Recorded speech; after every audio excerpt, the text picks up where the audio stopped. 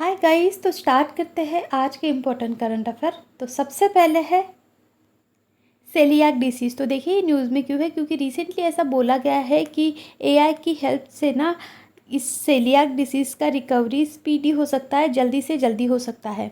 तो जानते हैं इस डिसीज़ के बारे में। देखिए ये एक इनहेरिटेड ऑटोइम्यून डिसऑर्डर है और ये कब होता है, जब हम ना ग्लूटीन खाते हैं। ग्लूटीन कहाँ प्रेजेंट रहता है, एग्जाम्पल के लिए गेहूँ में जो स्टिकी सा सब्सटेंस रहता है जिससे हमारी रोटी लचीली बनती है, उसे ग्लूटीन कहा जाता है। अगर हम वो ग्लूटीन खा रहे हैं तो हमारा इम्यून सिस्टम उसे रिएक्शन कर देता है और उससे ही कारण हमें वेरियस सिम्टम्स भी देखने मिलते हैं। तो देखिए ओवर द टाइम क्या होता है, हमारी जो छोटी आंत रहती है, स्मॉल इंटेस्टाइन रहती है, उसकी लाइनिंग को ये डैमेज करता है और जो न्यूट्रिएंट रहते हैं ना, हर फूड में न्यूट्रिएंट रहते हैं जो हमारे बॉडी के लिए आवश्यक रहते हैं, इम्पॉर्टेंट रहते हैं, वो एब्जॉर्ब ही करने नहीं देता। और फिर उसी कंडीशन को ही माल एब्जॉर्प्शन कहते हैं, यानी न्यूट्रिएंट का अच्छे से एब्जॉर्ब नहीं होता हमारे बॉडी में।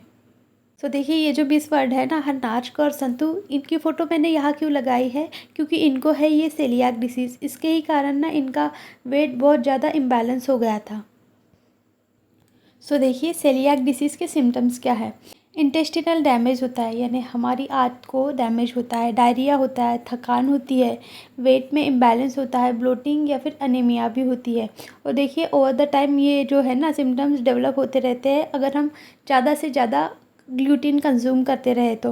और देखिए ये एक ऐसी डिसीज़ है जो कि 100 में से एक कोई होती है। सो देखिए इसका ट्रीटमेंट तो कोई अवेलेबल नहीं है, इसलिए ना जिनको भी ये डिसीज़ होती है ना, वो स्ट्रिक्ट ग्लूटेन फ्री डाइट लेते हैं, यानी ऐसी डाइट लेते हैं जहाँ एक भी ग्लूटेन नहीं रहता, यानी गेहूँ नहीं, बार्ले नहीं, व्हीट नहीं, कुछ नहीं। नेक्स्ट है हमारा जीन बैंक। तो देखिए ये न्यूज़ में क्यों है, क्योंकि गवर्नमेंट सेटअप करने वाली है हमारे इंडिया का सेकेंड जीन बैंक। तो जानते हैं इसके बारे में। देखिए गवर्नमेंट ऑफ इंडिया ने अनाउंस किया है इस्टेब्लिश करने के लिए, बनाने के लिए इंडिया का सेकेंड नेशनल जीन बैंक।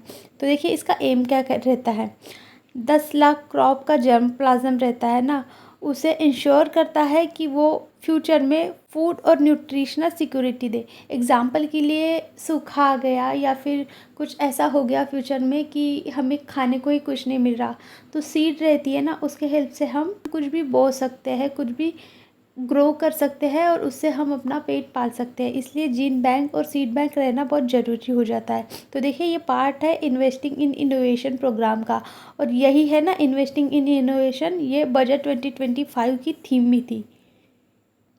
सो देखिए जीन बैंक क्या होते हैं, ये ना क्या होते हैं, स्टोरेज फैसिलिटी। जैसे नॉर्मल बैंक रहते हैं जहाँ हम पैसे डिपॉजिट करते हैं, पैसे लाते हैं जब हमें ज़रूरत पड़ती है, वैसे ही जीन बैंक होते हैं जहाँ हर वैरायटी के जीन डिपॉजिट करते हैं हम, और अगर फ्यूचर में ज़रूरत पड़ी यानी कुछ प्रॉब्लम आ गई तो यहाँ से हम जीन भी लेते हैं, किसी भी सैंपल का लेते हैं, जैसे हो गया सीड का, पोलन का, प्लांट का, किसी भी स्पीसीज़ का, किसी भी ऑर्गेनिज्म का हम क्या करते हैं, यहाँ से सीड लेते हैं और फर्दर यूज़ करते हैं।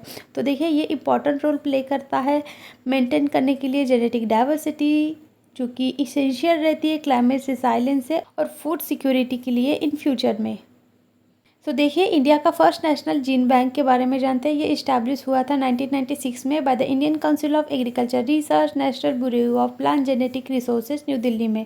और देखिए यही ना सेकेंड लार्जेस्ट भी है ग्लोबली। तो फर्स्ट है नॉर्वे में, स्वालबार्ड ग्लोबल सीड बैंक करके, वहाँ दुनिया भर के सीड मौजूद है वहाँ नॉर्वे में, और जो इंडिया में है ना वो सेकेंड नंबर पर है।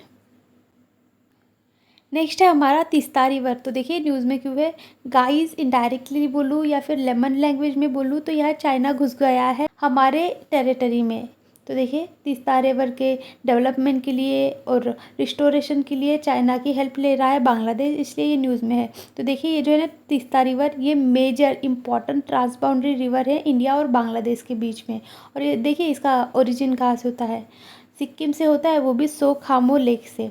यह है तीस्ता रिवर। नेक्स्ट है हमारा ताडोबा अंधेरी टाइगर रिजर्व। तो देखिए ये न्यूज़ में क्यों है, क्योंकि महाराष्ट्र गवर्नमेंट ने इंट्रोड्यूस किया है टूरिस्ट फ्रेंडली रिफॉर्म के लिए। तो जानते हैं इसके बारे में। देखिए ये चंद्रपुर डिस्ट्रिक्ट महाराष्ट्र में है और ये ना महाराष्ट्र का लार्जेस्ट और ओल्डेस्ट टाइगर रिजर्व भी है। तो ये देखिए ये है ताडोबा नेशनल पार्क और ये है बिग कैट। सो देखिए इसका नाम जो है ना ताडोबा अंधेरी टाइगर रिजर्व, ये ऐसा क्यों है क्योंकि ताडोबा ना इनके लोकल गॉड थे और तारू वर्शिप किया जाता है यहाँ के ट्राइब के द्वारा, इसलिए इसका नाम है ताडोबा अंधेरी। और यहाँ ना अंधेरी रिवर भी फ्लो होती है। तो देखिए ये ना ये ऐसा रोल भी प्ले करता है कि ये कॉरिडोर है। देखिए ये ताडोबा अंधेरी हो गया, ये नवेगांव हो गया, ये पेंच टाइगर रिजर्व, तो ये इनका ना कॉरिडोर हो जाता है, तीनों मिल के रहते हैं। और इसी रीज़न से मैं भी आती हूँ गाइस।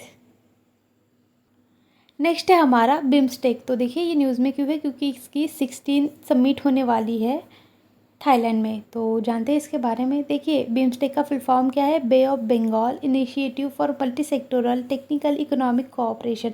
तो देखिए ये क्या है, ये एक रीजनल मल्टीलैटरल ऑर्गेनाइजेशन है जो कि ना साउथ एशिया और साउथ ईस्ट एशिया को कनेक्ट करती है। साउथ यानी नीचे वाला पोर्शन और साउथ ईस्ट एशिया यानी ईस्ट वाला पोर्शन, इनको कनेक्ट करती है। तो देखिए ये इस्टेब्लिश हुआ था 1997 में थ्रू द बैंकॉक डिक्लेरेशन। और देखिए इसका एम यही है कि ये प्रमोट करेगा इकोनॉमिक सोशल प्रोग्रेस एशिया और साउथ ईस्ट एशिया के रीजन में। सो देखिए यहाँ मेंबर कौन थे हैं, Bangladesh, India, Myanmar, Sri Lanka, Thailand, Nepal, Bhutan.